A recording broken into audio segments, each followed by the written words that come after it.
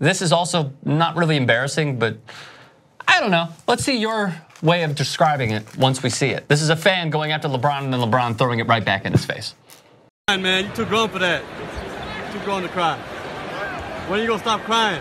Never. When are you gonna stop crying? You too grown. You shut up.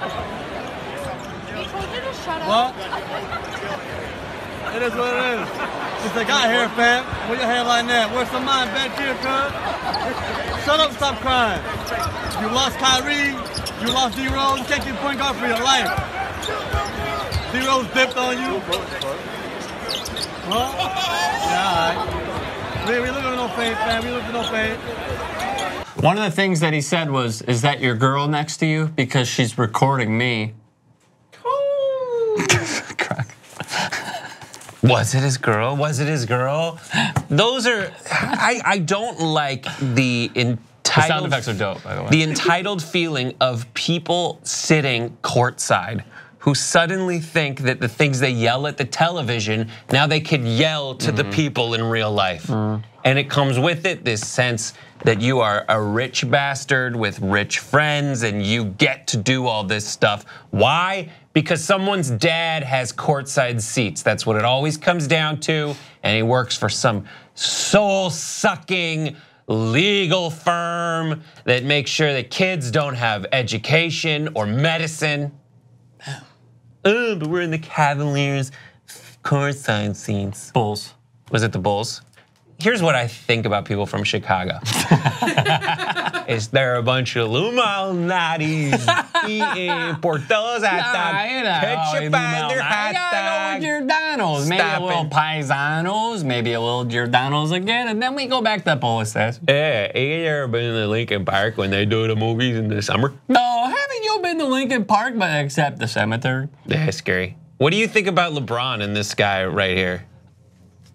I think whatever LeBron does, he's always going to be criticized because we don't have a lot to criticize him for because he's been pretty decent throughout his entire career, I think it's safe to say. And the one time that we criticized him was when he raised money for the Boys and Girls Club. So if we have any opportunity to criticize him at all, this is going to be it because he doesn't really give us a lot. He's sort of like Jeter, but a little more vocal. Yeah, I don't know. How do you feel about it? I mean, like you made your point about courtside douches. I hate courtside douches. Yes. I hate. They should be like in a bracket of the worst kinds of people, and we should do an all sports bracket. Ooh, I love that. Stay tuned for that. The worst kind of fan. Write that down. Worst kind of people. Worst kind of sports things. Worst things in sports that we got to deal with. Yes, yes. Well, we don't have technically we do if we sit courtside. You know, we'd have to right, but like I just So the worst thing in sports is that, or how about we had season tickets to UCLA football, and we were on like the 40th row up, and there was Bert in front of us, and Bert would go to Terry Donahue. No, Bert, whatever. I know his name is Bert. Would just go, "Damn it, Terry." Like guy using first name of coach as the coach like can hear. Friends. Like the coach is just gonna go, all right. Like they have book club together every Tuesday. Sorry, Bert. I'm sorry that you feel that way. All right. I hate that. I don't know. There's gotta be more. There's gotta be more. But we'll figure it out and we'll put it up to the. When I was younger, and this was at old Soldier Field in Chicago, the worst kinds of people. And they were playing the Packers, the Bears were obviously. And that's when I learned of how much Bears fans hate Packers fans. 10 years old, swear to God. The weather was horrible. 2 rows behind me, hardcore Chicago accent. Like I don't. But this guy goes, "Hey, Brett Favre, you swallow." I think Wisconsin.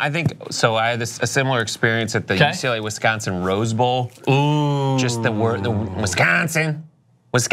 Yeah. That nasal accent's the worst. I also say it's right in the people who bring that giant cutout of someone's head and actually hold it up during the game. Oh, that's another one. All right, we gotta come up with that. People who hold the fat large heads, but cutouts. It's not, fat heads. Fathead is like the entire. It's like a huge wall's worth of them. Well, I'm just that was what I almost gallery said. of So a player. giant cutout head guy. How about people who hold up posters, including children? Like just cut it, leave it at home, spare me. I paid $90 for these seats, and then counting all the beers I'm gonna drink, it's probably rounding out to like $130. Give me like a good view. So what do you think is the best fan-player interaction of all time? Anything with Spike Lee. Spike Lee. Yes. You like, so there are people like Spike Lee who sit courtside. Yes. Like Michael Rappaport who sit courtside. Right. And what do you think about them? Because they're not just a random guy whose dad has a courtside seat. Spike Lee like had the glorified interaction with Reggie Miller. Reggie Miller, for sure. Reggie Miller when he scored 8 points in like 9 seconds. And then he did the choke in the playoffs to Spike Lee. That is golden. So I'll just leave that in history. Yeah. That's what I like that. I don't, they've got the Jimbo Fisher interacting with somebody on the side of with a fan recently. I just remember him going to Jameis. He's like, if you don't shut the fuck up, I'm gonna pull you out. All right. And then Jameis was like, whatever, dude, I'm going to the NFL. Thoughts? Get at us on Twitter, @Brett Ehrlich, @Strom. More things that are annoying to deal with at a sports match game. Politician.